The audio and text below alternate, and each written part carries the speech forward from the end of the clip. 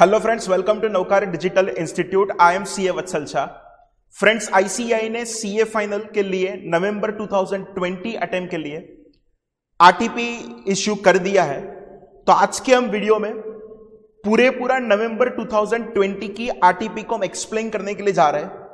Friends, सही बोलूं तो बहुत अच्छी आरटीपी उन लोगों ने बनाया है। एक भी question directly from a module कैसा आपको नहीं मिलेगा, हर एक आपको न्यू क्वेश्चंस मिलेगा।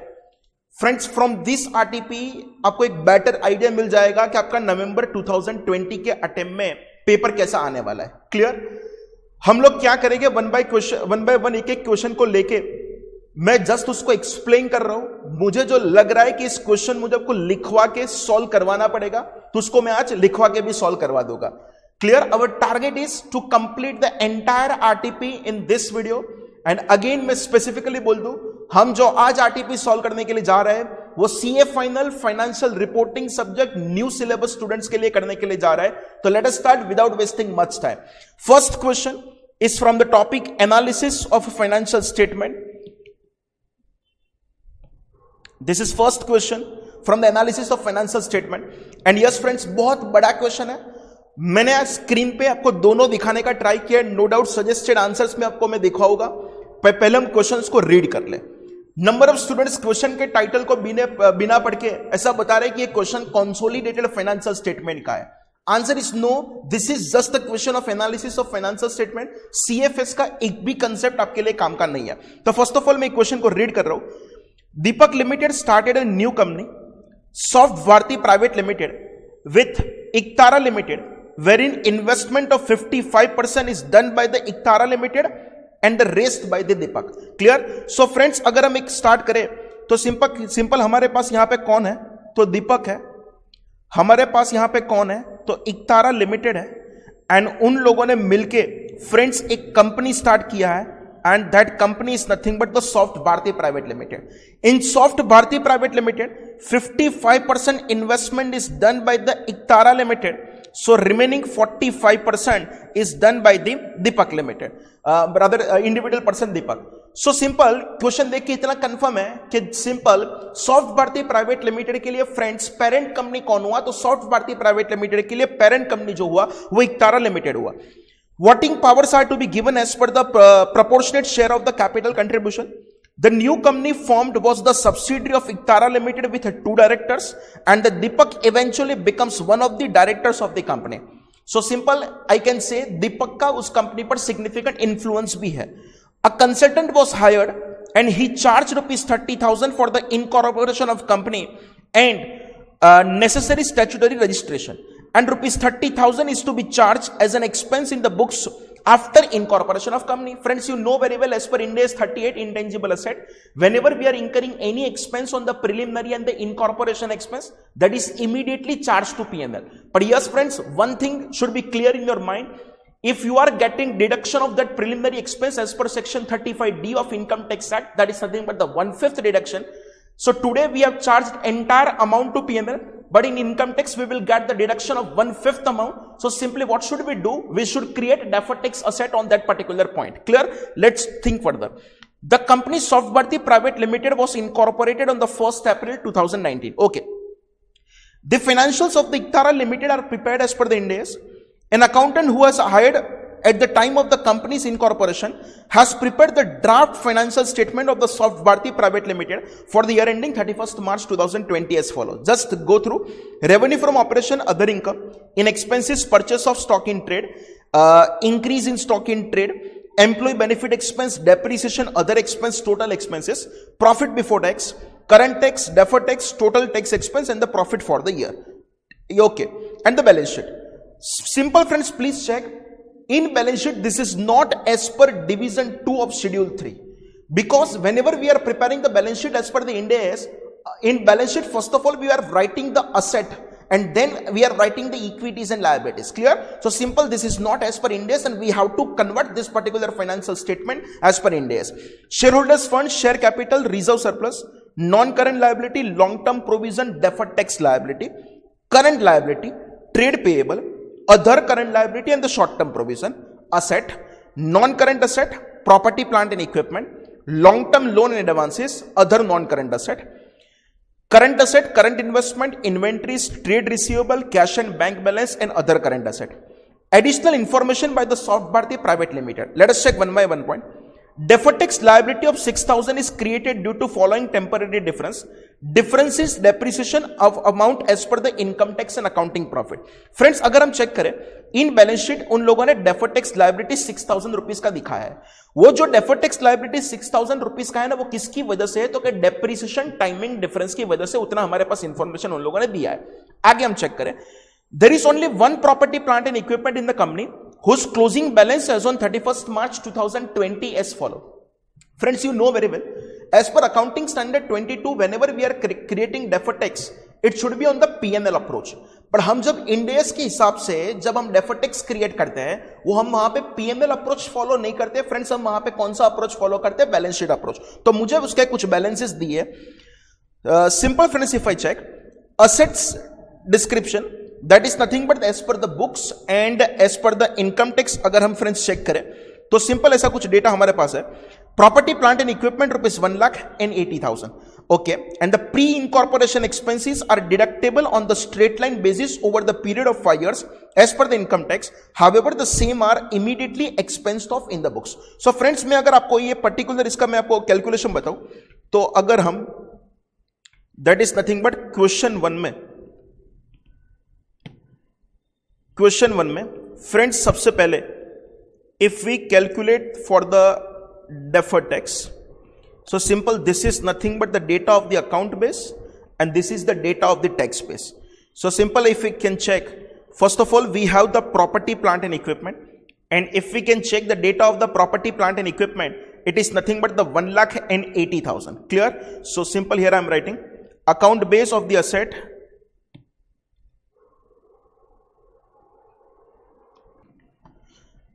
this is nothing but the 1 lakh, and the tax base of the asset is nothing but the 80,000. Clear?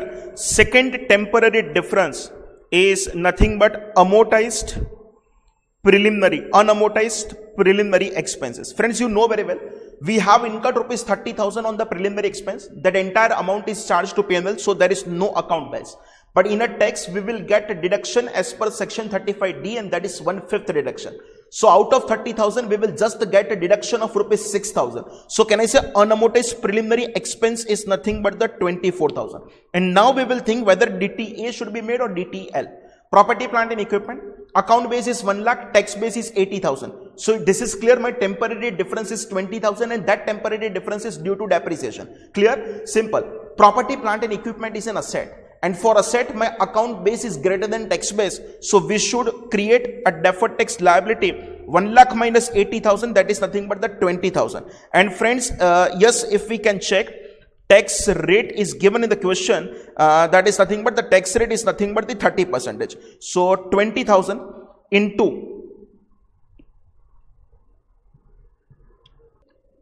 30%.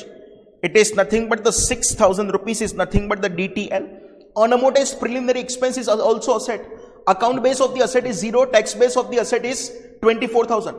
In this case, for asset, my account base is lower than tax base. And if my account base is lower than tax base, we should recognize the deferred tax asset. And that deferred tax asset is on the 24,000. And 24,000 into 30%, this is nothing but the 7200. One deferred tax liability is created on depreciation, and second deferred tax asset is created on preliminary expenses. Both items are recognized in the P&L, so we can set off each other. DTL 6,000, DTA 7200. So simple, we should create net deferred tax asset of rupees 1,200. Clear? This is just my part of the working. Whenever we are preparing the final financial statement, we will check what should we do. So if we read the next adjustment, current tax is calculated, just a minute. Okay, current tax is calculated on 30%. Profit before tax is nothing but the 3,55,000.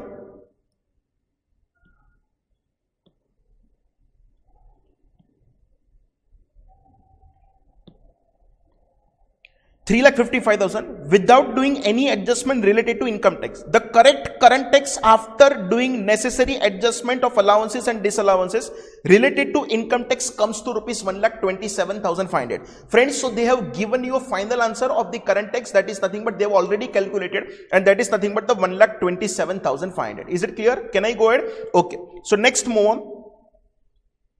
That is nothing but after reporting date, the director have recommended dividend of rupees 15,000 for the year ending 31st March 2020, which has been deducted from the reserves and surplus.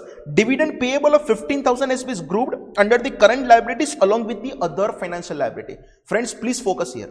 In this case, this dividend is not declared before reporting date. This dividend is nothing but the declared after reporting date. Now there is no concept of the proposed dividend. We have only concept of the declared dividend. So whenever we are declaring the dividend, it should be recognized. So here company has wrongly recorded the dividend payable in the current liability. You should remove it. Next, friends, if we can check, there are government statutory dues amounting of rupees 15,000 which are grouped under the current liabilities. Yes, friends, ये अगर आपका कोई भी government statutory dues है तो उसको आपको separately disclose करना पड़ेगा, उसको कोई पर्टिकुलर ग्रुप के साथ मर्ज नहीं कर सकते. हम जब फाइनल बनाऊंगा तब मैं आपको दिखाऊंगा. Capital advances amounting to rupees 50,000 are grouped under the other non current asset. Clear? अगर फ्रेंड्स कोई भी कैपिटल एडवांसेस है तो उसको भी आपको सेपरेटली दिखाना पड़ेगा. Other current asset comprises of rupees 15,000 comprise interest receivable from the trade receivable. Yes, this point is the most important. Please focus here. Current investment of rupees 30,000 is in shares of company which was done with the purpose of trading. Current investment has been carried at a cost in the financial statement. The fair value of the current investment in this case is nothing but the 50,000 as at 31st March 2020. Please focus here. Here we have a current investment and we have selected the option of the FVTPL because whenever we are selecting the option of the FVTPL, whatever gain is credited to PML. So in PML, in other income, we have to recognize the gain of rupees 20,000. Next, actual gain of employee benefits measurement of rupees 1,000 has been omitted in the financial statement of the Soft Bharti Private Limited for the year ending 31st March 2020. Friends, this is the actual gain. Because of the employee benefits. So simple that actual gain or loss is recorded in OCI, for which reclassification to PNL is not possible. The financial statements prepared for the financial year 1920 has not yet been approved.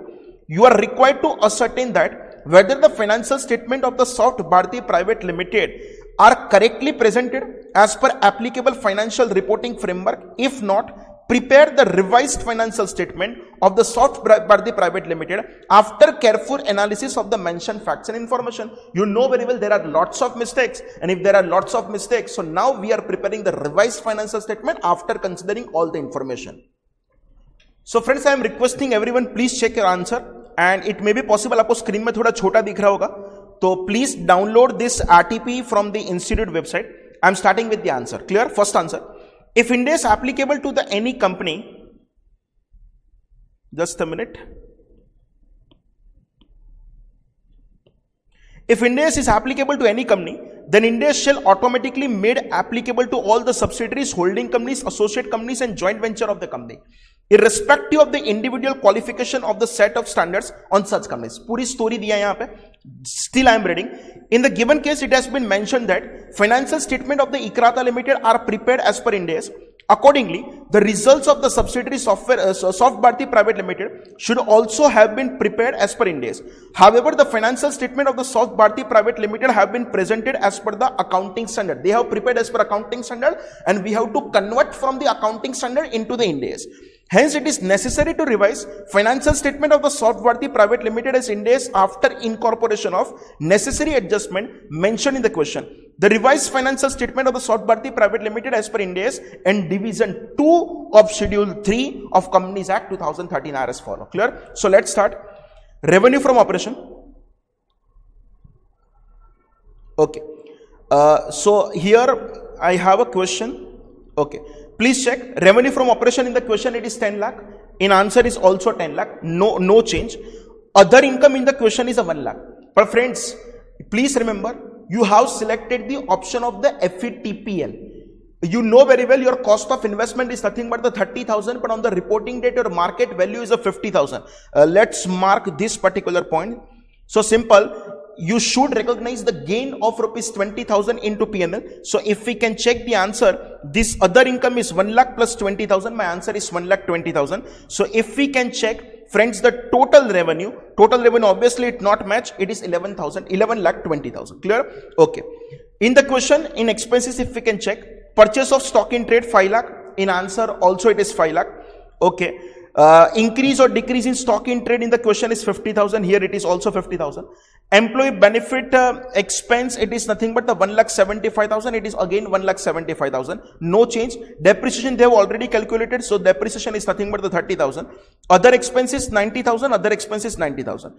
Total expenses 745. Yes, obviously there is no change in the total expenses. So it will be matched. So simple profit before tax is 3,75,000. You know very well.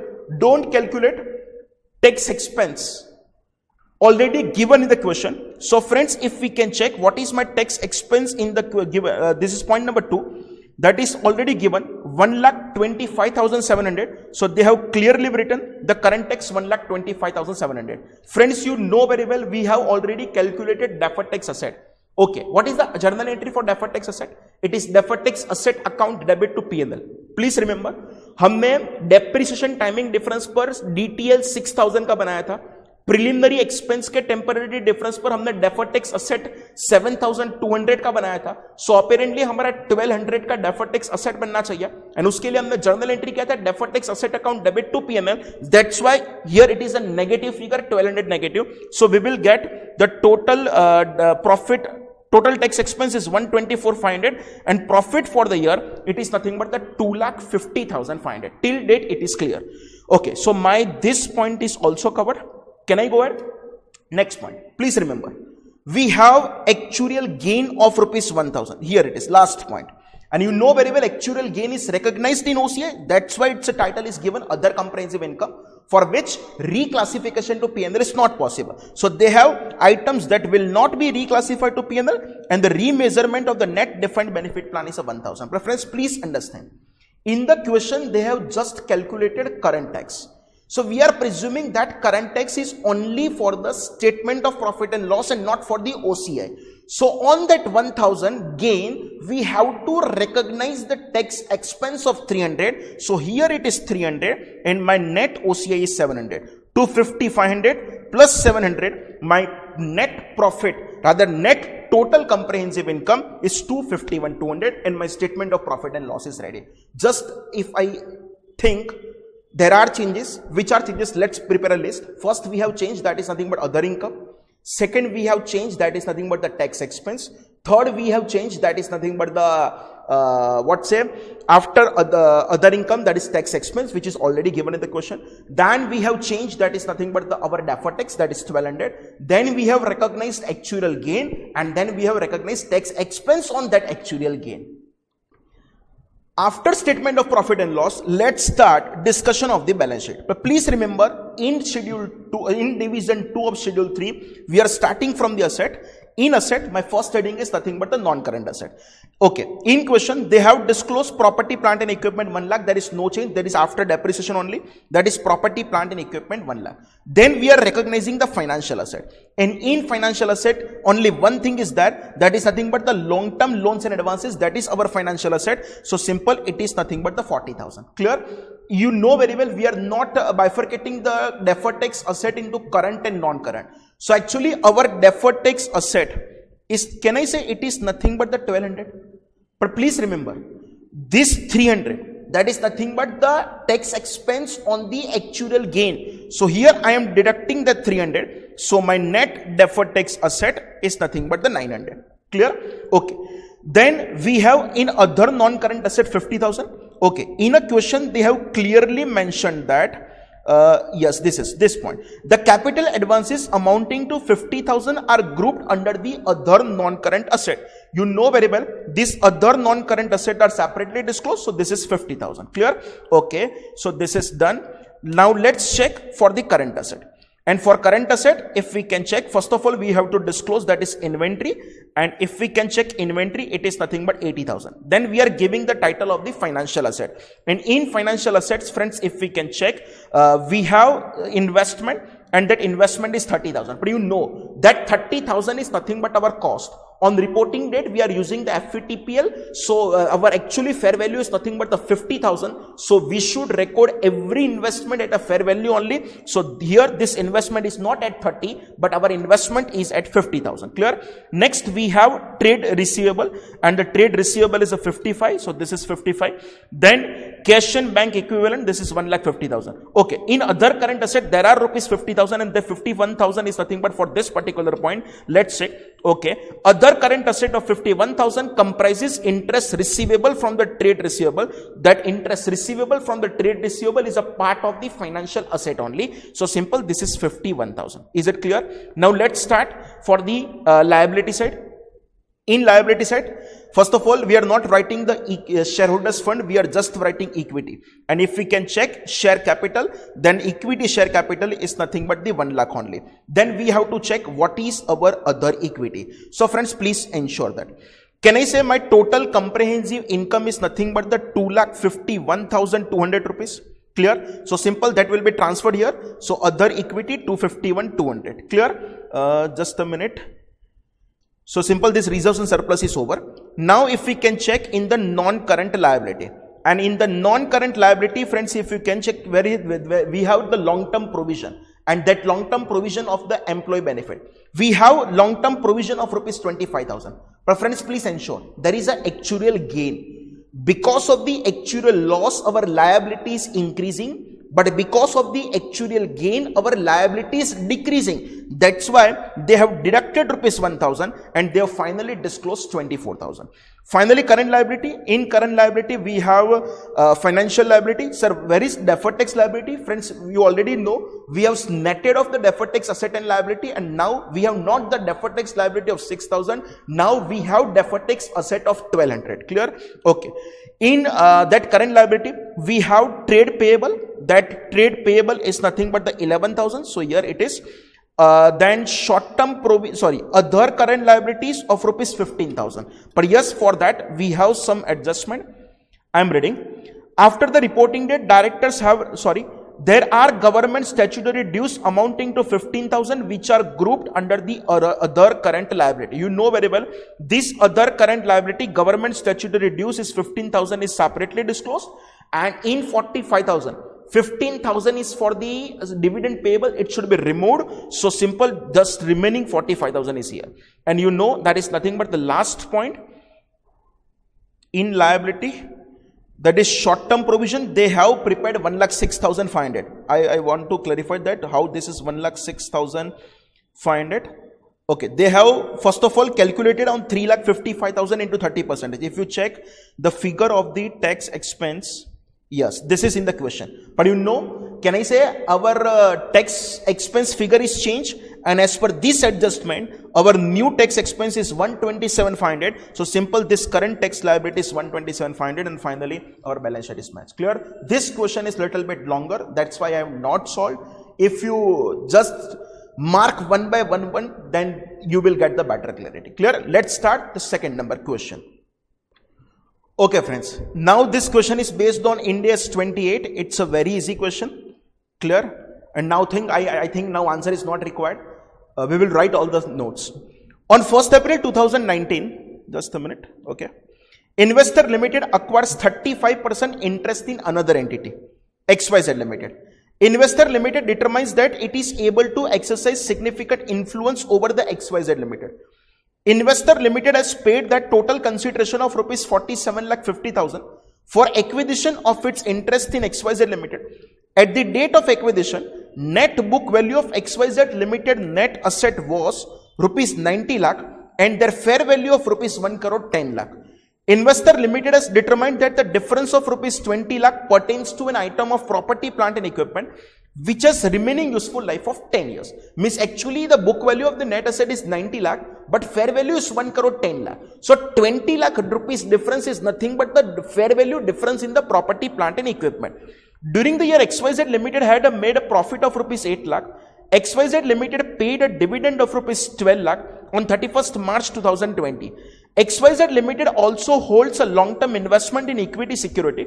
Under Ind AS, investment is classified as a FET OCI in accordance with Ind AS 109, and XYZ Limited has recognized an increase in the fair value of 2 lakh in OCI during the year. Ignore deferred tax implications if any. Calculate the closing balance of Investors Limited investment in XYZ Limited as at 31st March 2020 as per relevant Ind AS. Friends, this is one of the good question because number of papers में institute आपको ये associate and joint venture के ऐसे छोटे-छोटे question पूछ सकते हैं.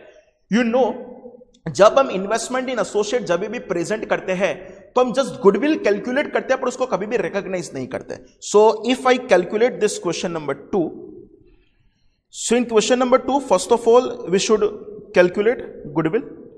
Calculation of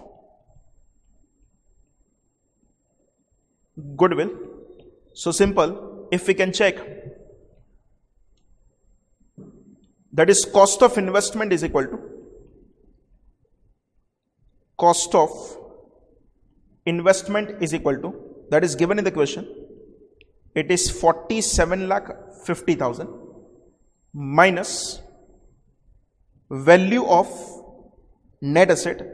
We are less concerned with book value, that is fair value only 1 crore 10 lakh, but we have not acquired entire company, we have acquired just 35%. Take a calculation, 1 crore 10 lakh into 35%, then your answer is nothing but the 38,50,000.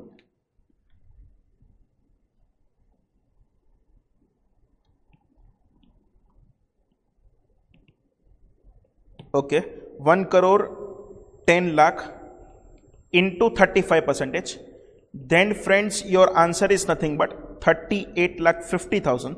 So if we can check goodwill, so 47,50,000 minus 38,50,000, our balance of goodwill is nothing but the 9 lakh. Clear? After 9 lakh, friends, if we can check calculation of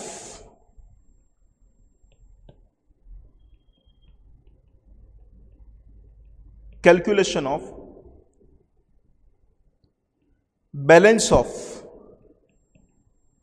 Investor Limited's investment in XYZ. So simple, friends, if we can check investment in associate, you should just separately disclose goodwill, that is goodwill is nothing but the 9 lakh, net asset at acquisition is 38,50,000. So if we can check cost of investment, friends, it is nothing but 47,50,000. Now please focus. Now in the current year, company has earned a profit of rupees 8 lakh. Clear? So simple, if we can check, just a minute.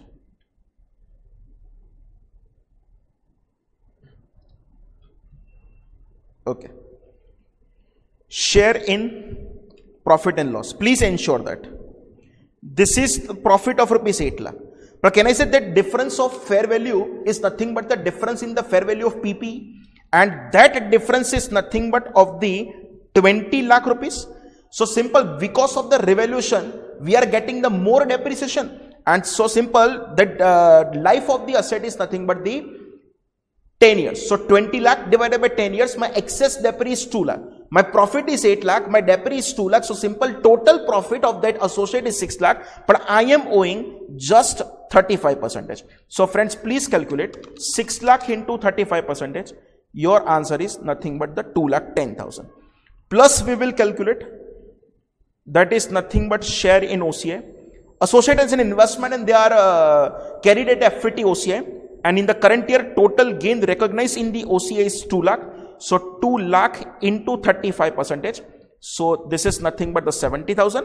And in the current year, we have received dividend. So if we check the dividend received, Total dividend declared is 12 lakh. Out of 12 lakh, we are just receiving 35%. So take a calculation, 12 lakh into 35%. Your answer is nothing but 4,20,000. So we will get closing balance of investment. Take a calculation. It is 47,50,000 plus 2,10,000 plus 70,000 minus 4,20,000. So friends, your answer is nothing but 46,10,000. It's actually very easy question. Clear? This is end of question number 2. I'm going little bit faster. Let's check question number 20. Question number 3, that is regarding Ind AS 20. You know very well the name of Ind AS 20 is accounting for the government grant and the disclosure of the government assets. Clear? Let's read. Entity is awarded a government grant of rupees 60,000, receivable over the 3 years, that is rupees 40,000 in year 1, rupees 10,000 in each of year 2 and 3, contingent on creating 10 new jobs, maintaining them over for the 3 years. The employees are recruited at a total cost of rupees 30,000 and the wage bill for the first year is 1 lakh, rising by rupees 10,000 in each of the subsequent years. Calculate the grant income and deferred income to be accounted for in the books for the year 1, 2 and 3. You know very well. Whenever grant is certain कि हमको इसका collection मिलने वाला है, तभी हम पूरी grant record कर देंगे. So it's a certain we are receiving 60,000. No doubt in the first year just we have received 40,000, but we will record the grant of rupees 60,000 in the first year. At the time of the receiving of the grant, entire grant is not credited to P&L. This grant should be transferred to deferred government grant, and the balance of deferred government grant is transferred to P&L in the ratio of the future expenses. In this question, we are paying wages. In the first year 1 lakh, second year 1,10,000, but in the third year it is nothing but the 1,20,000. But first year my expense is not 1 lakh. 1 lakh is for the wage bill and 30,000 is for the job creation. So clear? So first of all, let's give a title. This is question number 3. And prepare a table of the, like first column is for the year. Sorry. Okay. First column is for the year. Second column is for the expenses. And the third column is for the amount credited to P&L. Clear? So here I am writing, it is year, expenses and amount credited to P&L. Clear? This is the question of the third year, 1, 2 and the 3.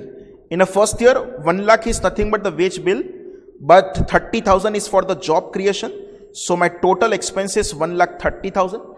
In the second year, we are rising the wages. That is nothing but in the second year 1 lakh plus 10,000, 110. And in the third year 110 plus 10, it's 120. So if we check the total expenses, 1,30,000 plus 1,10,000 plus 1,20,000. So we are expecting a total expenses of 3,60,000.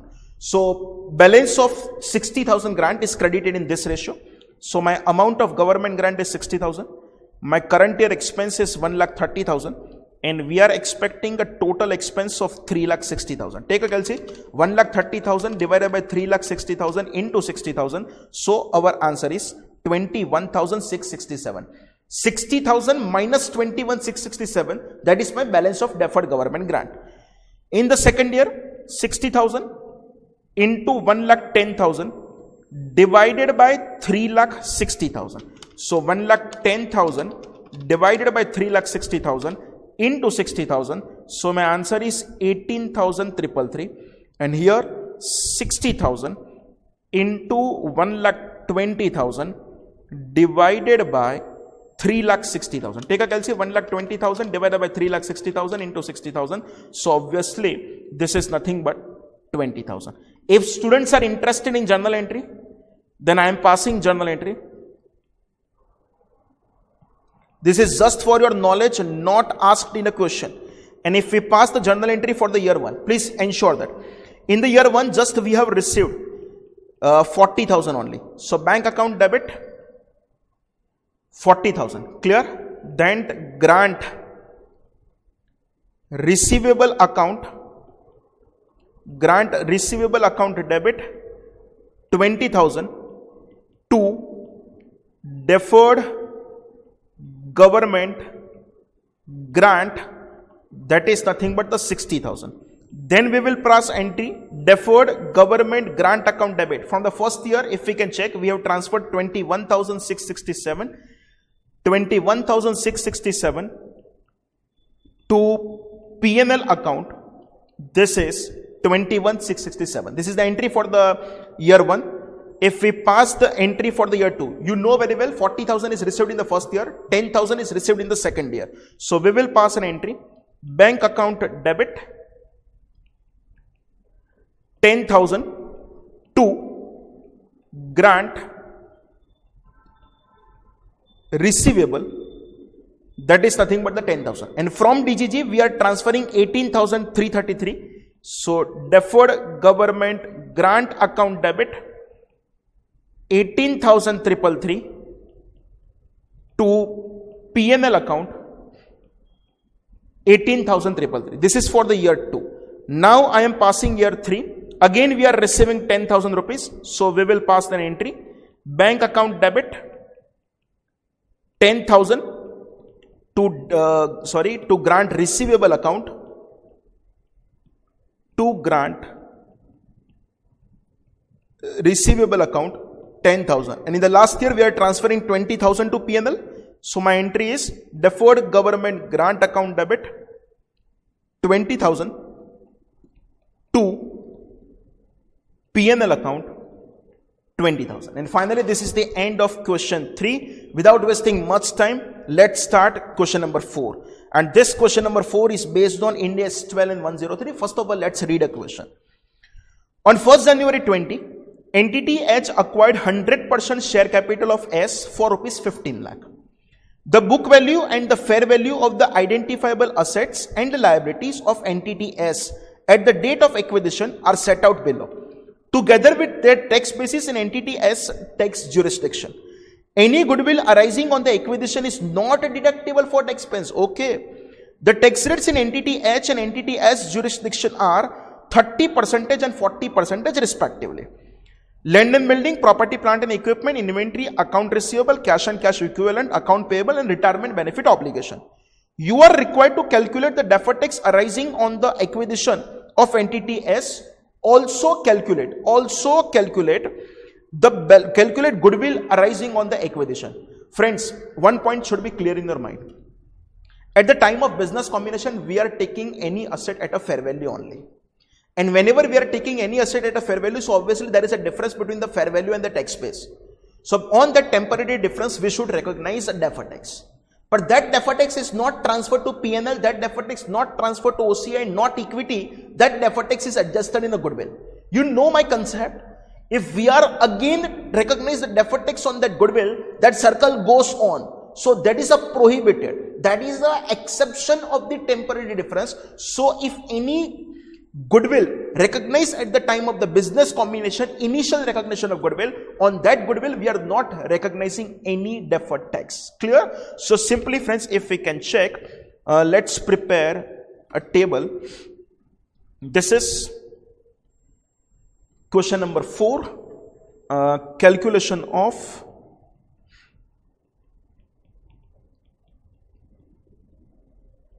deferred tax. So here it is name of asset,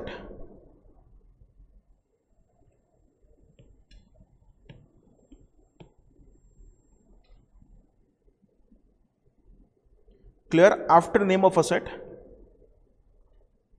it is account base, it is tax base, its temporary difference, and we will recognize deferred tax asset or liability. Just I am giving a title. Particulars,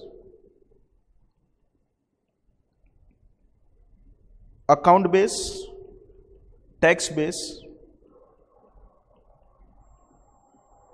temporary difference, and finally we will check whether it's a DTA or DTL. Clear? So let's start one by one. First of all, land and building. My account base is at a fair value, means it is a 700 and the tax base is 500. So here I am writing land and building.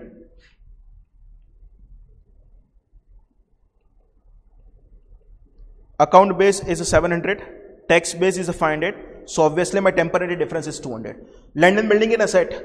In asset, account base is greater than tax base. So on this timing difference, temporary difference, we should recognize the deferred tax liability. After land and building, property, plant and equipment.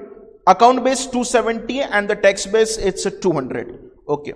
Property, plant and equipment. Account base 270. It is 200. So my temporary difference is 17. Property, plant and equipment is also asset. And here account base is greater than tax base. So we should recognize the deferred tax liability. Next, if we can check, inventory, account base is 80 and the tax base is 100. Okay. So inventory, account base is 80, tax base is 100. So actually my temporary difference is 20. But friends, please ensure inventory is an asset. Account base is a lower than tax base. When account base is greater than tax base, we are recognizing DTL. In this case, my account base is lower than tax base. So friends, we should recognize the deferred tax asset on this particular temporary difference. After inventory, account receivable, both base is same. Account receivable.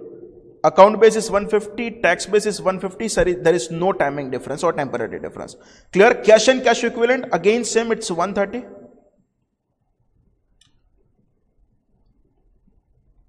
So there is no temporary difference. Then accounts payable, it is again same, it is 160. Account payable, it's a 160. And the last is nothing but that is retirement benefit obligation. In account there is 100, but tax base is 0 because it is like provision only. So retirement obligation, account is 100, tax base is 0. So my temporary difference is 100, and simple, this retirement obligation is a liability, and for liabilities account base is greater than tax base, so we should recognize the deferred tax asset. Clear? So friends, if we can check what is the net asset acquired. So 700 plus 270 plus 80 plus 150 plus 130 minus 160 minus 100. So friends, if we can check, our net asset acquired is nothing but the 1070, and our purchase consideration, if we can check, it is 1500. So we will get the answer of the goodwill, 1500 minus 1070. So friends, our answer is nothing but the 430. But now let us check the timing difference. 200 plus 70, we will create the DTL, minus 20 minus 100. So on 150, finally we are creating the deferred tax liability. So deferred tax liability, if we can check, 150 into 40 percentage, it's a 60. And this 60 is adjusted in goodwill. So friends, if we can check, balance of goodwill, already we have 430 and due to DTL is 60. So my balance of goodwill is 490. If anyone is interested in a journal entry, so let's pass journal entry. Clear? First of all, land or building account debit, and please check the fair value of the land and building. It is 700. Land or building account debit 700. Property, plant and equipment account debit 270.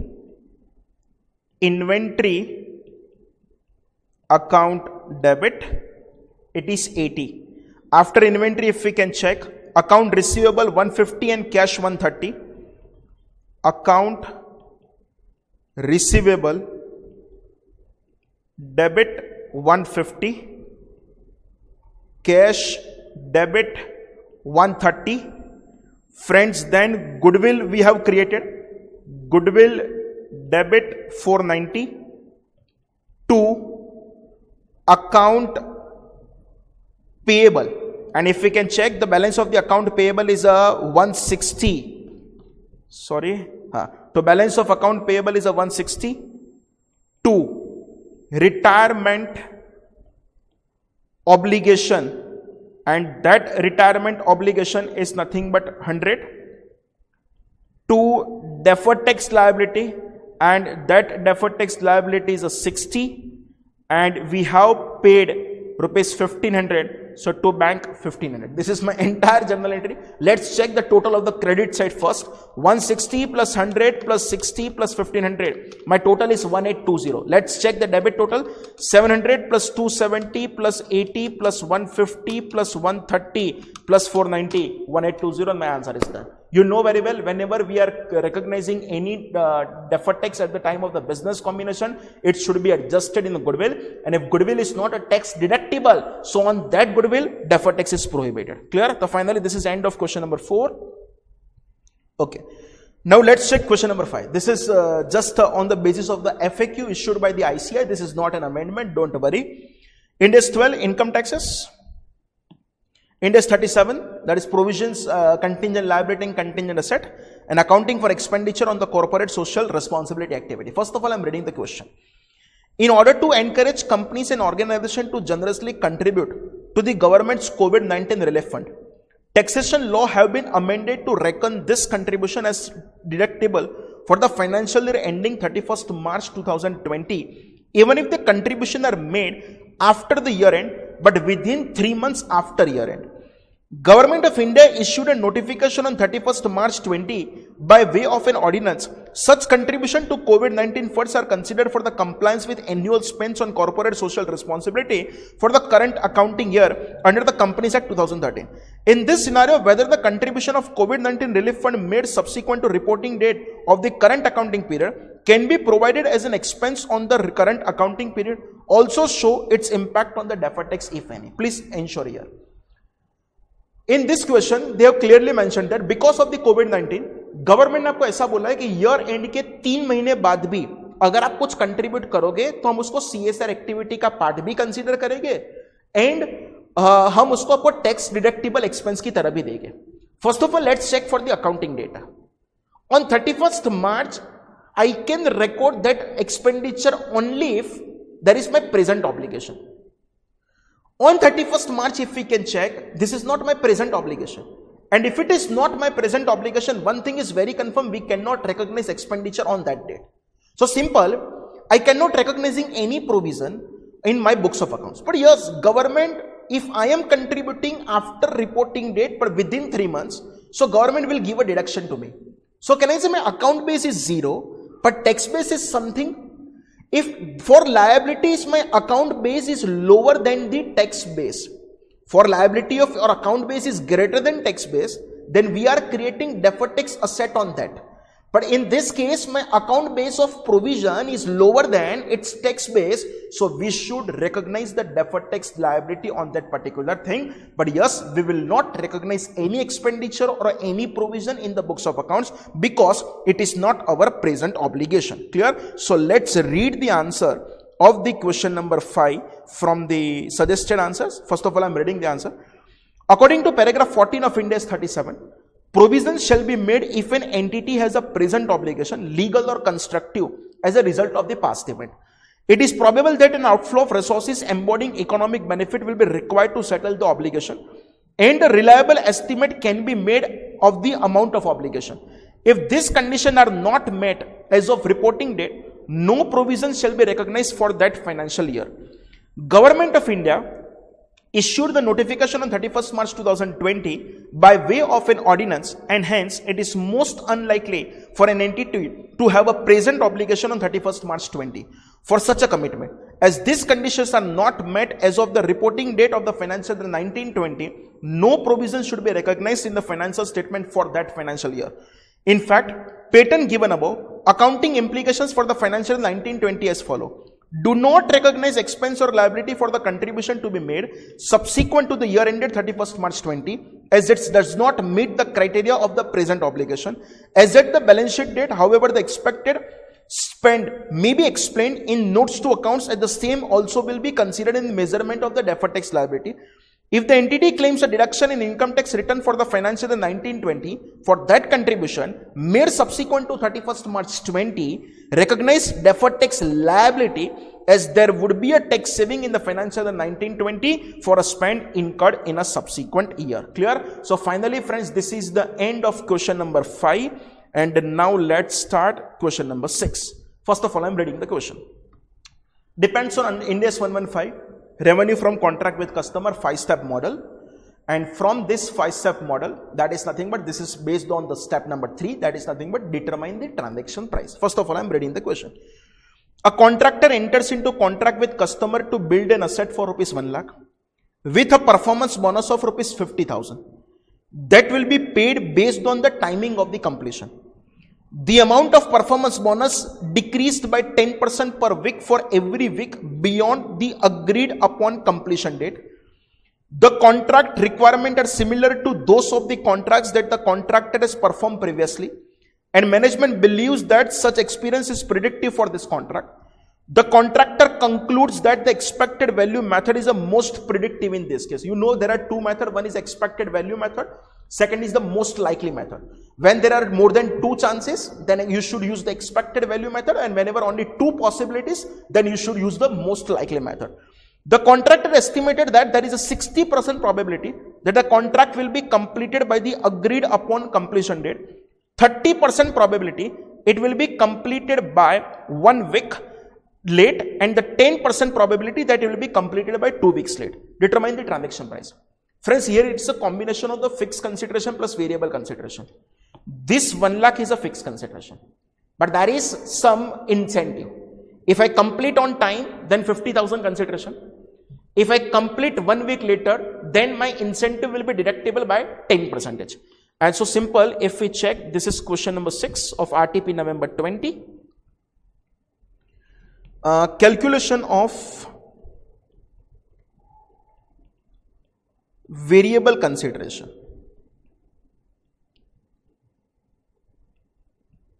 Calculation of variable consideration. So simple friends, if we can check our possibility,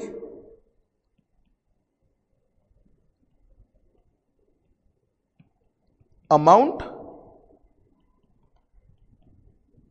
probability, and finally weighted average. If we complete on time, we will get incentive of rupees 50,000. If we complete 1 week later, then 10% will be deductible. So my answer is nothing but the 45,000. So just a minute, how it is 45,000? 50,000 minus 10%.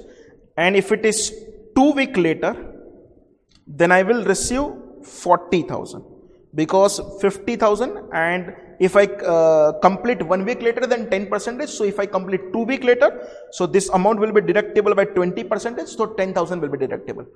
I complete on time, then probability is 60%. 1 week later, probability is 30%. And the 2 weeks later, my probability is at 10%. So let's check 50,000 into 60%. Weighted average, if we can check, 30,000. 45,000 into 30%.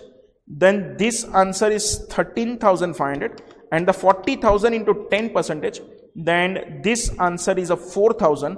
So if I can check the total, so my answer is 47,500. So transaction price is equal to fixed plus variable. My fixed consideration is a 1 lakh plus my variable consideration based on the expected value method is 47,500. So my total transaction price is 147,500. So let's check the next question, that is nothing but the question number 7. That is depends on Ind AS 34 interim financial reporting, very easy question. And in entity's accounting year ends is 31st December. But its tax year it's 31st March. Means accounting year and tax year is different. The entity publishes an interim financial report for each quarter of the year ended 31st December 19. Entity's profit before tax is steady at rupees 10,000 each quarter, and is estimated effective tax rate is 25% for the year ended 31st March 19 and 30% for the year ended 31st March 20. How the related tax charge would be calculated for the year 19 and its quarter? Friends, in this case I am following the calendar year. When your calendar year and the tax year is different, you should not calculate the weighted average, but you should use the rate for that particular financial year also only. So simple, if we can check. Question number 7. Our financial year starts on 1st January 19 to 31st December 19. So if we can check quarter, profit, tax and the profit after tax. So quarter 1, that is starting from 1st January 19 to 31st March 2019. My profit is 10,000, and in that particular year our tax rate is 25%. So simple, my profit after tax is 7,500. Clear? For quarter 2, that is 1st April 19 to 30 June 19, my profit is 10,000 and my tax rate is nothing but the 30%. So I should deduct 3,000. 10,000 minus 30%. So simple, it is nothing but the 7,000. My quarter 3 is 1st July 19 to 30 September 19. Figure is same. And my quarter 4 is 1st October 19 to 31st December 19. Again figure is same, so don't worry at all. Clear? It's a very easy question again. So let's if you read the answer from the suggested answers given by in the RTP, they've used one paragraph number, that is nothing but paragraph B17. And if you check the bare standard, there is no paragraph like B17. So please ensure don't write paragraph number. That is a mistake from the institute. I'm starting question number 8. Good question. Please focus here.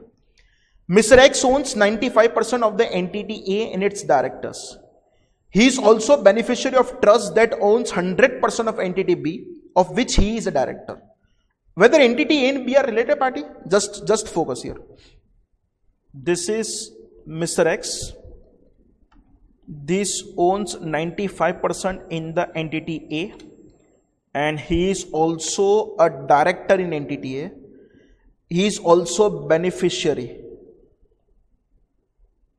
of trust that owns, beneficiary of trust owns 100% in the entity B, and he is also director. Obviously A and B is a director, answer is very clear. Under question number 8, A and B is a director, no doubt in that. So let's read the answer for that particular point first. Okay. Entity A and B are related parties because the director Mr. X controls entity A and is a member of the key management personnel of entity B. Clear? But again there are two separate questions they have asked in question number 8. So first of all, let's check. Okay, first question. Would the situation be different if Mr. X resigned as a director of entity A but retained 95% of holding? No, because of the control, automatically B will be the related party. So simple, my answer will be same. Mr. X resigned as a director of entity A and B, means he is not a director in any of the company. He is not a director in any of the company. And transfer 95% holding in entity A to trust. So simple, whatever he has holding of the entity A, now it's transfer 95% to beneficiary trust. Means what is the situation here? Now Mr. X is not directly holding. This trust is holding 95% in the A, but still Mr. X has a control of the trust. That's why A and B is the related party. So in all the three situations for Mr. X, A and B is considered as a related party. So if we can check the answer of this, Mr. X resigned as a director of entity A but retained 95% holding. Mr. X continues to control entity A through his 95% holding, even though he is not nominally a director of entity. Entities A and B are related if Mr. X controls the trust. By Mr. X controls entity A and also through the trust controls entity B. Entities A and B are controlled by the same person, and so they are related parties. Mr. X might still be a member of the key management personnel even though he is not nominally a director of entity A. Key management personnel includes, but is not restricted to directors, which includes those who are executive or otherwise provided they had authority and responsibility for planning, directing and controlling the activities of entity. There could be two reasons why entities A and B would continue to be related parties, Mr. X being a member of the key management personnel of entity A and Mr. X controlling A. Clear? And if we check the second answer, Mr. X resigned as a director of entities A and B are transferred the 95% holding in entity A to trust. If Mr. X controls the trust, he controls entity A and B through trust. So though they will be related parties, Mr. X is a member of the key management personnel of the two entities. It seems likely he continues to direct their operating and financial policies. The substance of the relationship and not merely the legal form should be considered. If Mr. X is regarded as a member of the key management personnel of say entity A, entity B is a related party because he exercised the control or significant influence over entity B by virtue of his control over the trust. Clear? This is again easy question. And let's check question number 9. Okay, first of all, I'm reading question number 9. Please focus here. Ind AS 41 agriculture and Ind AS 113 fair value measurement. Entity A purchased cattle on auction on 30 June 19. Purchase price on 30 June 19 1 lakh. Cost of transporting the cattle back to the entity's farm is 1,000. Sale price of the cattle on 31st March 20 is 1,10,000. Company would have to incur similar transportation cost if it were to sell the cattle at auction. Means this transportation cost is a part of the selling cost. In addition to an auctioneer's fees of 2% of the sales price. Calculate the amount at which cattle is recognized in the books on initial recognition and at the year on 31st March 20. You know very well, as per Ind AS 41, every biological asset is measured at a fair value less cost to sale at the time of initial recognition and at the time of the subsequent recognition. So friends, if we can check question number 9. Initial recognition on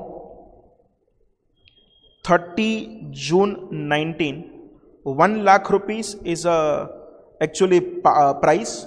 Out of that, 1,000 is transportation cost and 2,000 is deducted for the selling cost. So if we deduct 3,000, then my part is nothing but the 97,000. Clear? Simple subsequent recognition. Subsequent recognition on 31st March 2020. I think my year end is nothing but the 31st March 2020. Just verify once. Okay, it's 31st March 2020. So 1,10,000 is the price. We have to incur 1,000 for the transportation, and if we calculate 1,10,000 into 2%, then amount is 2,200. Take a calculation, 1,10,000 minus 1,000 minus 2,200. So I have to disclose at 1,06,800.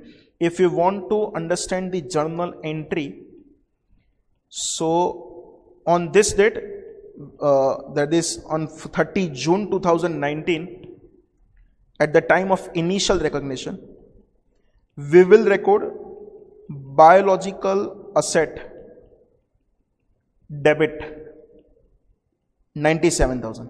But please ensure we are not paying 97,000. We are paying 1 lakh plus 1,000 plus 2,000. So effectively we are paying the 1,03,000. So there is a loss at the time of initial recognition. 1,03,000 minus 97,000. That is debit 6,000 and to bank account 1,03,000. हमने first 97,000 पर record किया, subsequent recognition जो करना है वो 1,06,800 पर करना है. सो हमारे लिए गेन आएगा. सो 31st March 2020 biological asset account debit 1,06,800 minus 97,000. सो हमारे लिए जो गेन आएगा वो होगा 9,800 to P&L account. It is 9,800. Clear? It's a very easy question of the Ind AS 41. Now Ind AS 36 impairment of asset. Please focus here. Again very easy question. UK entity with a sterling functional currency has a property located in US which was acquired at a cost of US dollar 1.8 million when the exchange rate was that is pound 1 is equal to US dollar 1.6. The property is carried at cost. At the balance sheet date, the recoverable amount of the property as a result of the impairment review amounted to US dollar 1.62 million when the exchange rate of 1 sterling pound is equal to US dollar 1.8. Compute the amount which is to be reported in the profit and loss of UK Limited as a result of the impairment. You know impairment is nothing but the carrying amount minus recoverable amount. Ignore depreciation. Also analyze the total impairment loss on account of the change in the value due to impairment component and exchange component. Okay, it's again very easy question. So friends, if we can check, this is question number 10. Calculation of impairment. Please prepare a table of the 2 column. Particulars, amount, this amount is in sterling pound. Clear? So friends, if we can check, cost of asset, and for that we have purchased this asset at 1.8 million, and at that time 1 pound is equal to $1.6. Okay, 1 pound is equal to $1.6. We have purchased this asset at 1.8 million. So simple, at 18 lakh dollar. So how much pound? Take a calculation, 18 lakh divided by 1.6. So you will get the answer. That is 11 lakh 25,000 sterling pound. But if we can check the recoverable amount, so my recoverable amount is nothing but for this particular asset is 1.62 million, and at that time rate is 1 pound is equal to $1.8. 1 pound is equal to $1.8, and this $16,020 is converted into pound. Take a calculation, 16,20,000 divided by 1.8. So simple, 9 lakh rupees is your recoverable amount. So if you can check, your impairment loss is 11 lakh 25,000 minus 9 lakh. It is 2 lakh $25,000. This $2 lakh $25,000 is because of the change in fair value. And change in fair value, if we calculate, this is at the time of acquisition, it is 80 lakh. At the time of the impairment calculation, it is 16 lakh 20,000. And if we can check, our rate is nothing but 1.8. So simple, we can check 18 lakh minus 16 lakh 20,000 divided by 1.8. So pound 1 lakh is because of the change in the fair value, and remaining, if we can check, change in foreign exchange. So change in foreign exchange, if we can check, is equal to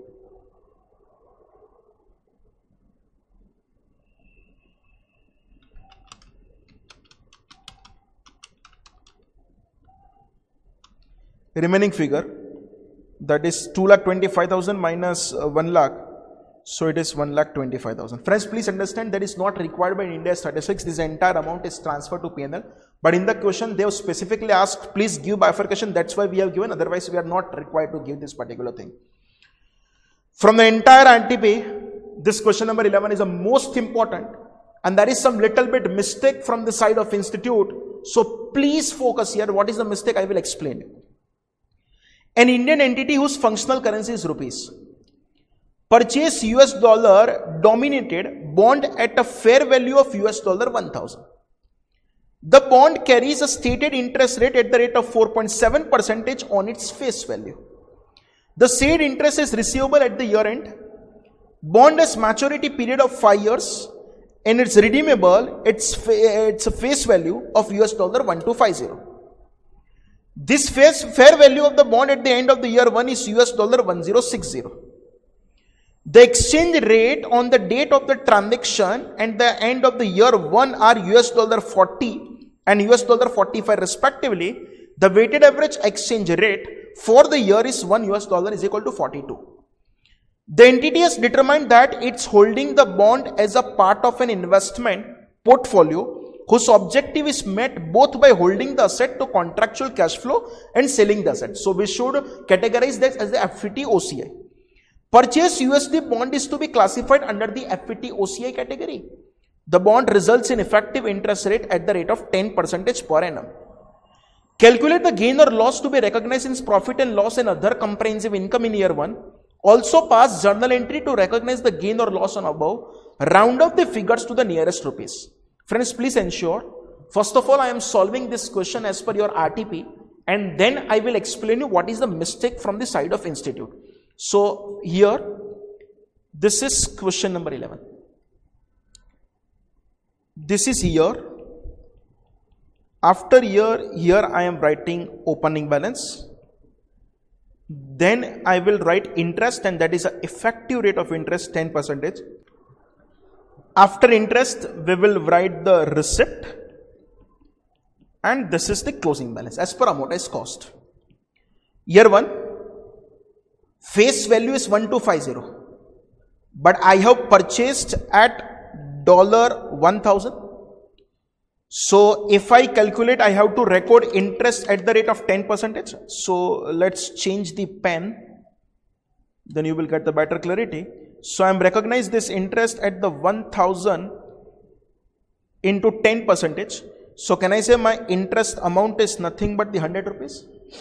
But if I check the receipt, so actually we are receiving on 1250, and that is a coupon rate at the rate of the 4.7%. So 1250 into 4.7%. So can I say we are actually 58.75, but they have clearly given you, please round off. So if we can round off, then it is nothing but the 59. So if we check the closing balance, this is a dollar, this is a dollar. 1000 plus 100 minus 59. So if we can check the closing balance, then my closing balance is nothing but the 1041. Now let's convert this entire thing into the rupees. What is your opening rate? Just write the rates here. So if write the rate here, my opening rate is nothing but the 40. This interest is recognized at an average rate. This is nothing but the 42. We are receiving interest on the last day. So this is at a 45, and our closing balance is obviously for the last day. So this is 45. So if we convert into rupees, 1000 into 40. So simple, initially this is at 40,000. 100 into 40. So simple, it is nothing but the 4200. 59 into 45. We are receiving rupees 2655. And the 1041 into 45. This is nothing but rupees 46,845. Clear? But friends, if we can check the fair value, so in the question, please ensure that what is the fair value at the end of the year. So friends, your fair value at the end of the year is nothing but the $1060. So here I am writing, this is $1060 into, if I convert at rupees 45, so 1060 into 45, this is 47,700. So if we calculate the fair value change, is 855. How it is 855? So it is 47,700 minus 46,845. Clear? This is my calculation.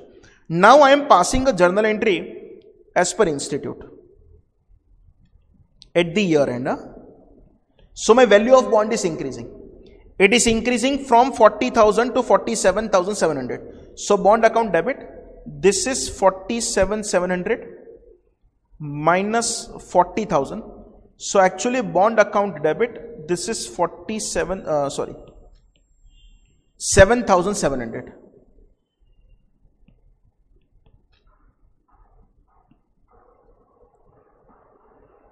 Clear? We are receiving interest in the current year. So here I am writing bank account. Just for your knowledge, I am writing this is for the interest received. And if we can check for the interest received, we have all the calculation ready. This is nothing but the 2655.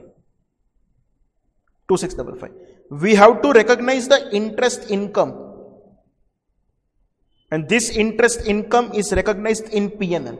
And let's check, interest income is recognized in a P&L. This is as per the effective rate of interest. This is nothing but 4200. 2, if we can check OCI, and that OCI is a fair value change, and we already calculated that fair value change is nothing but the 855. And 2 P&L, this 2 P&L is for the foreign exchange, and the foreign exchange we can take as a balancing figure 7700 plus 2655, so minus 4200 minus 855, so my answer is nothing but the 5300. If anyone interested how this 5300 is came, so I can give you an explanation, so please focus here. We have purchased at this bond at 1000. At the time of the purchase, my rate is 40, and now it is converted 45. So 5000 is that. Next, if we can check for the interest, 1000 into 10%, so our interest is nothing but 100. That was recognized at a 42, but we are received at a 45. So 45 minus 42, 3 rupees. But if you ask me, this is a wrong entry by the institute. In the India's 21, in a class I already explained you. अगर friends आपकी original चीज अगर OCI में जाता है तो उसका foreign exchange loss और गेन भी कहां पे जाना चाहिए? OCI में. मतलब कि इंस्टीट्यूट ने ये जो 2 पार्ट किए ना वो गलत है. इंस्टीट्यूट को करना क्या था? This entire thing is transferred to OCI, that is nothing but 5300 plus 855, they are transferred to 6155 to directly OCI, and this P&L is not in the picture. Clear? So friends, let's wait. Institute इस पर कुछ notification issue करे. अगर नहीं करता है तो हमारा पहले से रूल है, जो इंस्टीट्यूट करेगा उसको फोकस करेंगे. पर करेक्टली इज दिस कि इफ योर ओरिजिनल चीज इन OCI, सो उसका गेन और लॉस भी कहां पे जाना चाहिए? OCI में. क्लियर? तो प्लीज इंश्योर करना कि इसकी नोटिफिकेशन आएगा तो मैं आपको एक वीडियो थ्रू बता दूंगा. Now let's start question number 12. Again the most important question. A company normally produce the 1 lakh units of high production equipment each year over the past several year. In the current year, due to lack of demand in the competition, it produced only 50,000 units. Further information is as follow. Material rupees 200 per unit, labor rupees 100 per unit, variable manufacturing overhead 100 per unit, fixed production overhead 1 crore, fixed factory selling overhead is 50 lakh rupees, variable factory selling overhead 150 per unit. Calculate the value of inventory per unit in accordance with Ind AS 2. What will be the treatment of fixed overhead? Obviously, you know very well. Fixed overhead is always absorbed on the basis of the actual capacity or a normal capacity, whichever is higher. Clear? So if we check, material we will take 200, labor we will take 100, variable manufacturing overhead is nothing but the 100, and the fixed overhead, if we can check, this is 1 crore. Our normal production is 1 lakh units, but in the current year we are just a produce of 50,000, so it should be absorbed on the basis of the actual or normal, whichever is higher. So we have incurred rupees 1 crore, and whichever is higher, if we can check, then it is nothing but the 1 lakh. So 1 crore divided by 1 lakh, you will allocate rupees 100. So cost of inventory 200 plus 100 plus 100 plus 100. Friends, my cost of inventory is nothing but the 500. But if you can check, आपका जो recovered fix overhead होगा ना, वो तो आपने just कहना है 50,000 unit से प्रोड्यूस की है. 50,000 इंटू 100 करोगे, ये वाला 100, तो कहना है आपका 50 लाख ही रिकवर्ड हुआ, तो बाकी का 50 lakh is separately charge to P&L. This is a question on the intermediate basis, very easy question. Can I go ahead? Let's check question 13. In one of the plant of PQR Limited, fire broke out on 10th May 2020, in which the entire plant was damaged. PQR Limited estimates a loss of rupees 40 lakh due to fire. The company filed the claim with insurance company and expects a recovery of rupees 27 lakh from the claim. Financial statement for the year ending 31st March 20 were approved by the board of directors on the 12th June 2020. Discuss the accounting treatment on the above situation. This question is on the basis of the Ind AS 10, events occurring after reporting date. Here event took place on 10th May 2020, which is after balance sheet but before reporting date. But on the balance sheet, on the reporting date, there are no existence available, there are no conditions available. So it will be considered as a non-adjusting event. Friends, हमारा loss total 40 lakh है, but out of that 27 lakh is recoverable from insurance company. So there is no doubt on the going concern also. So simple, it will be just disclosed in the notes to accounts. So let's check the answer of the question number 13.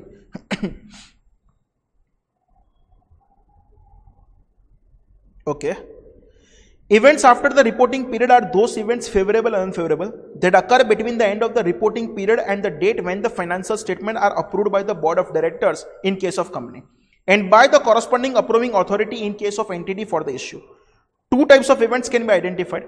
Those that event provide evidence of conditions that existed at the end of the reporting period, adjusting events after the reporting period, and those that are indicative of conditions that arose after the reporting period, non-adjusting events after the reporting period.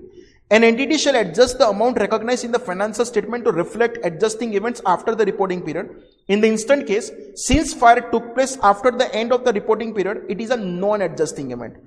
However, in accordance with para 21 of Ind AS 10, disclosure regarding the non-adjusting event should be made in the financial statement, the nature of the event and the expected financial effects for the same. With regard to the going concern basis allowed for the preparation of the financial statement, the company needs to determine whether it is appropriate to prepare the financial statement on a going concern basis, since there is only one plant which has been damaged due to fire.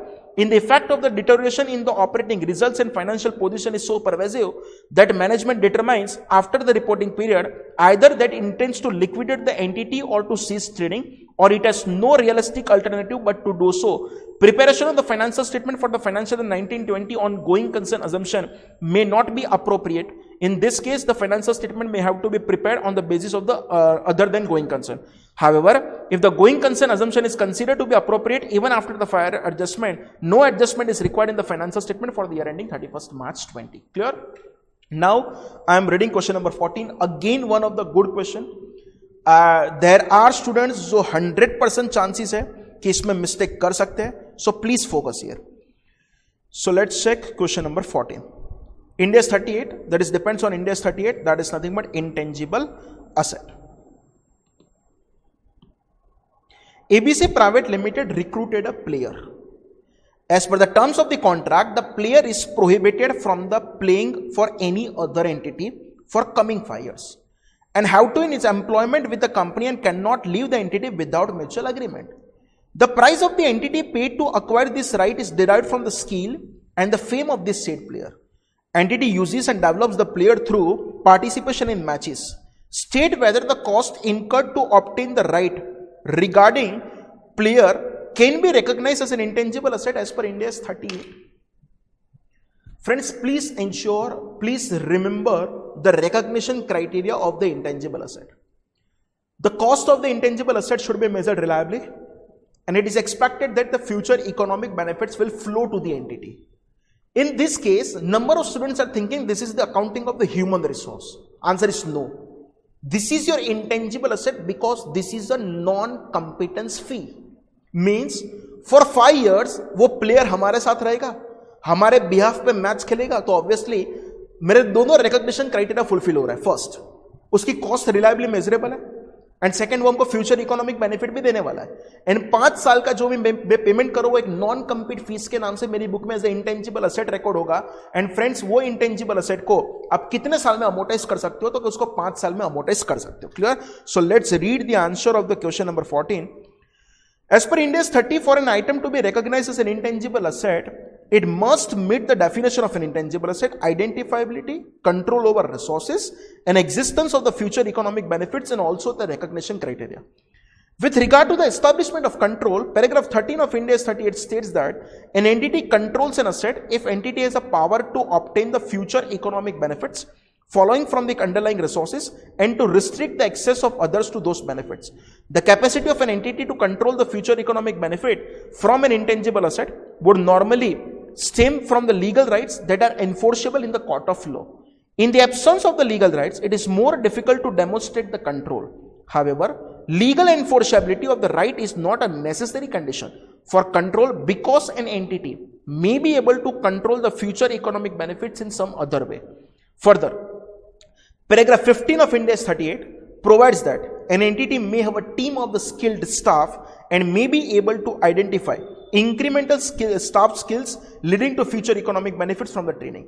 The entity may also expect that the staff will continue to make their skills available to the entity. However, an entity usually has insufficient control over the expected economic benefits arising from the team of the skilled staff and from the training for these items to meet the definition of an intangible asset. For a similar reason, specific management or technical talent is unlikely to meet the definition of an intangible asset unless it is protected by the legal rights to use it and to obtain the future economic benefits expected from it, and it also meets the other parts of the definition. Since the right in the instant case is a contractual, identifiable criteria is satisfied based on the facts provided in the question, the player is prohibited from playing in other team by the terms of the contract which legally binds the player to stay with ABC Limited for 5 years. Accordingly, in the given case, company would be, please underline this point, company would be able to demonstrate the control. Future economic benefits are expected to arise from the use of the player in match. For the cost of obtaining legal rights is also measurable. Hence, it can recognize the cost incurred to obtain the legal right for the player as an intangible asset. However, careful assessment of the relevant facts and circumstances of each case is required to be made. Obviously, open-ended answer. Clear? Let's check question 15. Just please patient. Only 5 questions are left. Ind AS 16, property, plant and equipment. I am reading. Entity X is a warehouse which is closer to the factory entity Y and vice versa. The factories are located in the same vicinity. Entity X and entity Y agree to exchange their warehouse. The carrying value of the warehouse of entity X is rupees 1 lakh and its fair value is rupees 1,25,000.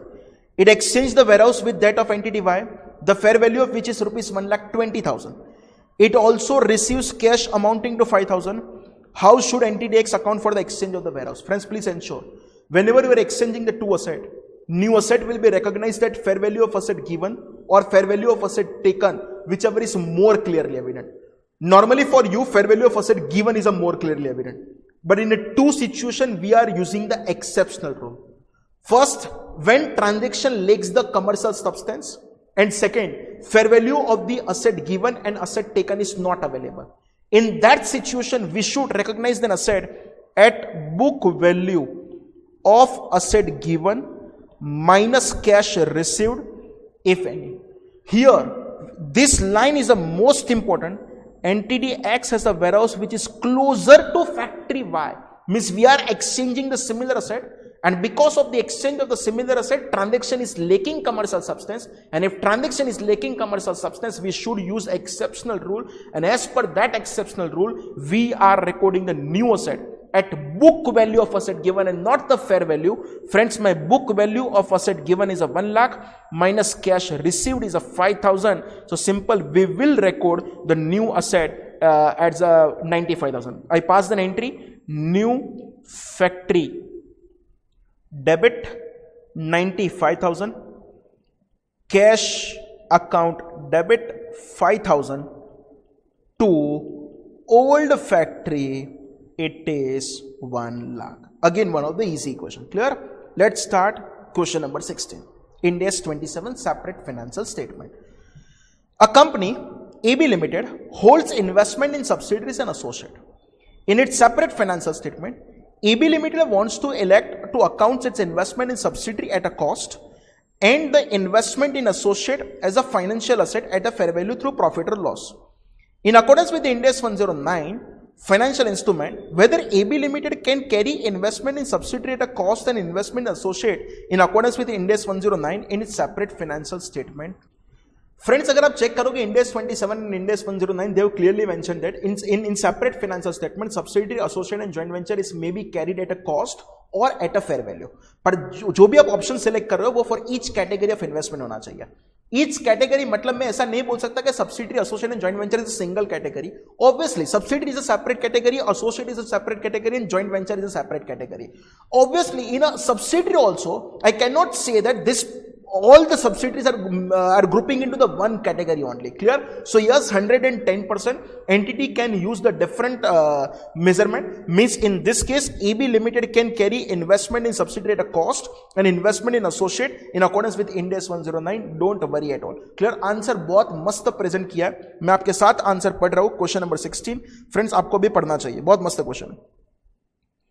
So if we can check, paragraph 10 of Ind AS 27 separate financial statement inter alia provides that when an entity prepares separate financial statement, it shall account for investment in subsidiary, joint venture and associate either at a cost or in accordance with Ind AS 109 financial statement in its separate financial statement.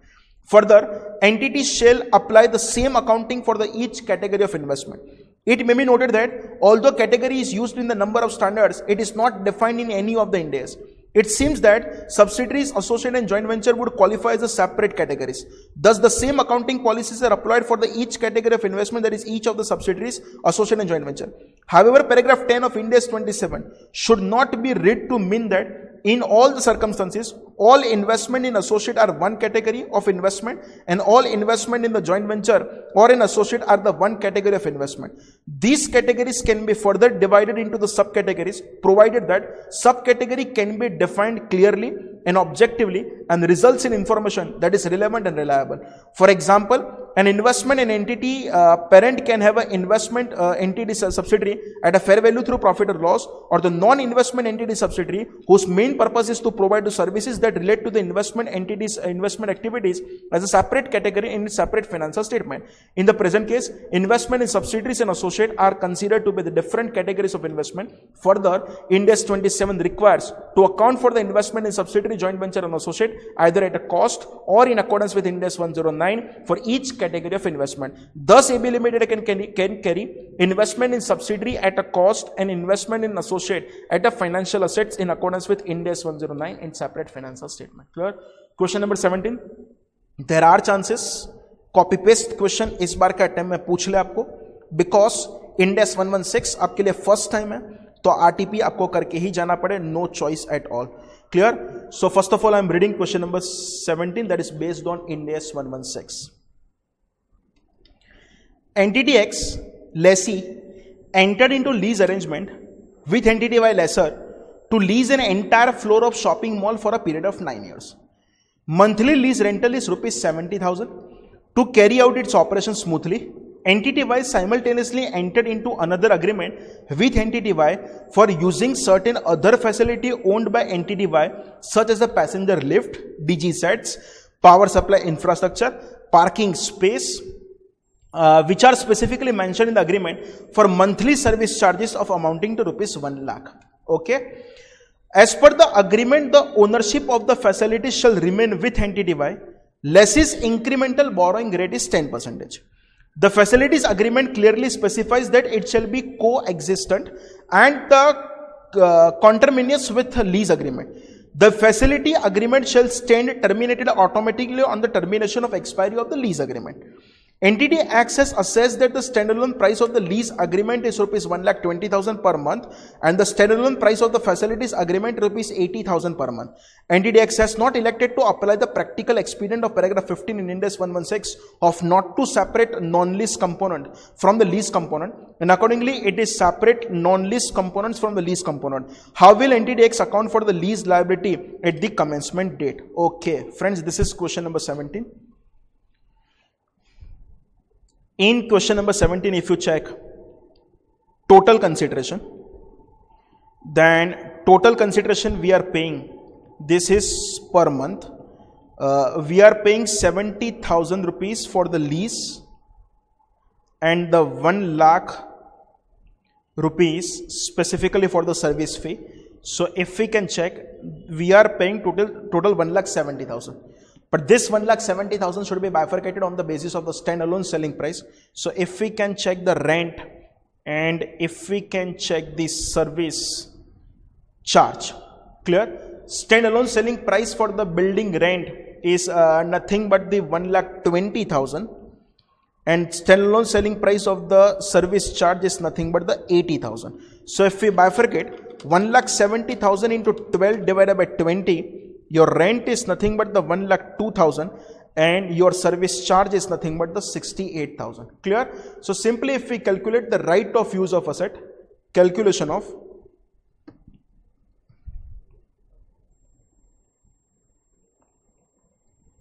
right of use of asset, this is year, this is cash flow,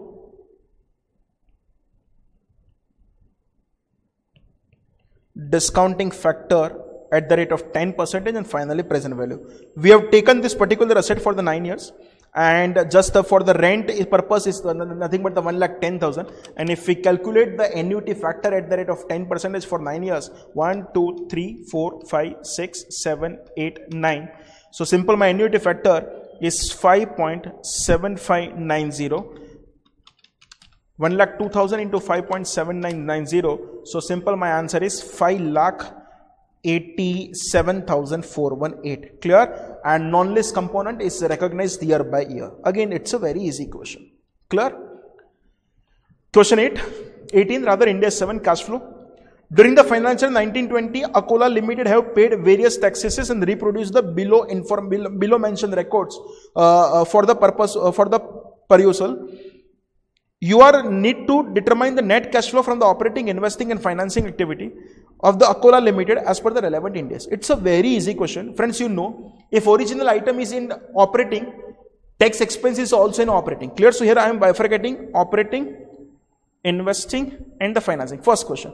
Capital gain of rupees 20 crore on sale of office premises at a sale consideration of rupees 100 crore. So simple, whenever we are selling any of the asset, it is our inflow from the investing activity 100 crore and we are paying the tax of rupees 20 crore, so it will be the outflow.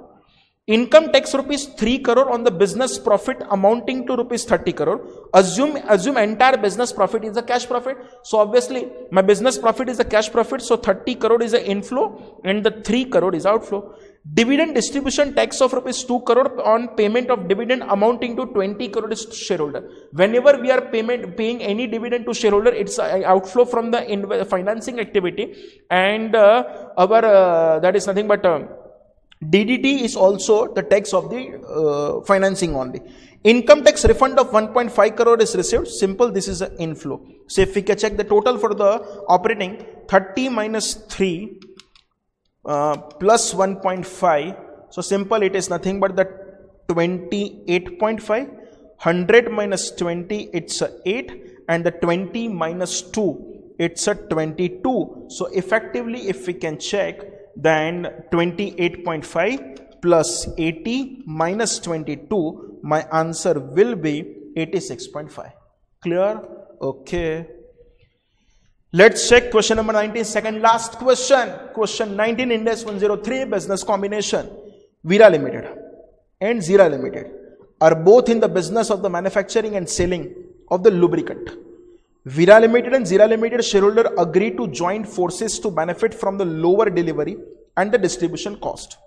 Business combination is carried out by the setting up a new entity called Meera Limited that issues 100% shares to Veera Limited shareholders and 100 shares to Veera Limited and 50 shares to Zeera Limited shareholder in exchange for the transfer of the shares in those entities. The number of shares reflect the relative fair values of the entities before the business combination. Also, respective company shareholders gets voting right of the Meera Limited based on their respective shareholding. Determine the acquired by applying the principles of Ind AS 103 business combination. So friends, if we can check, this is a Veera and this is a Zeera. Clear? Veera Limited are acquiring getting 100% share, but Zeera is acquiring 50. So simple, if we can check, out of total 150, Veera is acquiring 100 and Zeera is acquiring the 50. So 100 divided by 150 means we are acquiring 2/3. 2/3 means it's 60.67% and Zira is having 33.33. So actually if you ask me, Veera has a more power. So simple, Veera is considered as an acquirer company. So if we read the answer of the question number 19, just a minute friends. Okay, this is the answer. As per BERAB B15 of Ind AS 103, in a business combination, affected primarily by exchange of the equity interest, the acquirer is usually entity that issues its equity interest. However, in some business combination, commonly called the reverse acquisition, the issuing entity is an acquiree. Other pertinent facts circumstances shall also be considered in identifying the acquirer in a business combination affected by exchange equity interest, including the relative voting rights in combined entity after the business combination. The acquirer is usually the combining entity whose owners as a group retains or receive the largest portion of the voting rights in the combined entity. Based on the above mentioned para, acquirer shall be either of the combining entities, that is Zira Limited and the Veera Limited, whose owners as a group retain or receive the largest portion of the voting rights in the combined entity. Hence, in the above scenario, Veera Limited shareholder gets 60.67% share, that is 100 divided by 150, and the Zira Limited shareholder gets 33.33% share in the Veera Limited. Hence, Veera Limited is acquired as per the principles of the Ind AS 103. Clear? And now, last question, one of the good question of the Ind AS 40, that is investment property. So, please focus here. Ind AS 40 investment property. Shaurya Limited owns a building A, which is specifically used for the purpose of the earning rental. Company has not been using the building A or any of its facilities to its own use for a long time. Company is also exploring the opportunities to sell the building if it gets the reasonable amount in consideration. Following information is relevant for building A for the year ending 31st March 20. Building A was purchased 5 years ago at a cost of 10 crore. Building life is estimated to be 20 crore. So simple, if we can check on A, the cost is 10 crore. Accumulated debris, if we can check, the price of asset is 10 crore. Life is 20 years and already 5 years is left. 10 divided by 20 into 5. So we have provided accumulated debris of 2.5 crore and finally the carrying amount of the building A is a 7.5 crore. During the year, company has invested in another building B, which is for the purpose to hold for the capital appreciation. The property was purchased on the 1st April. The property was, this is for the B. Property was purchased on 1st April 2019 at a cost of rupees 2 crore.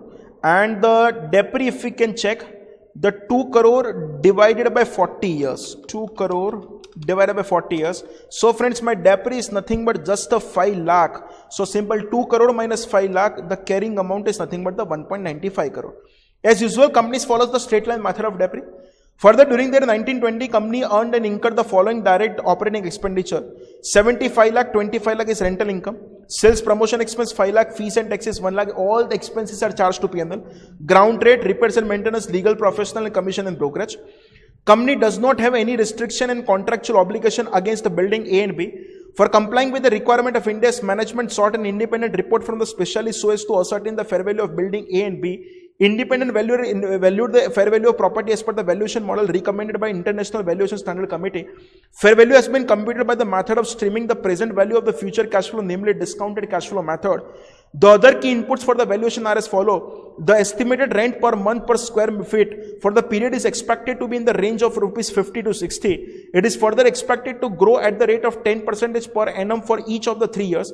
Weighted average discount rate is 12% to 13%. Assume that the fair value of property is based on the discounted cash flow method is measured at 10.5 crore on 31st March 20. What would be the treatment of building A and B and balance sheet of Shaurya Limited? Provide detailed disclosure and computation in line with relevant Indian accounting standard. Treat it as if you are preparing the separate note or schedule of the given asset in the balance sheet. Very easy question. We have already calculated carrying amount plus years. This fair value is just for the disclosure purpose. As per Ind AS 40, for subsequent measurement, you have only one choice, and that choice is nothing but the cost model. You cannot revalue the investment property, but yes, for the better disclosure, we can disclose the fair value of the investment property in the notes to account. So I am reading the answer. Investment property is held to on rental for capital appreciation or both. Ind AS 40 shall be applied in the recognition, measurement, or in the disclosure of investment property. An investment property shall be measured initially at cost. After initial recognition, an entity shall measure all of its investment properties in accordance with the requirement of Ind AS 16 for the cost model. Clear? Simple. Already we have calculated, that is nothing but it is 1.88.95. It's very easy. Clear? Changes in the carrying value for the year ended, this rental income, all expenses they have mentioned. Disclosure, if we read, investment properties consist property A and B. On 31st March 20, the fair value of the property is 10.5 crores.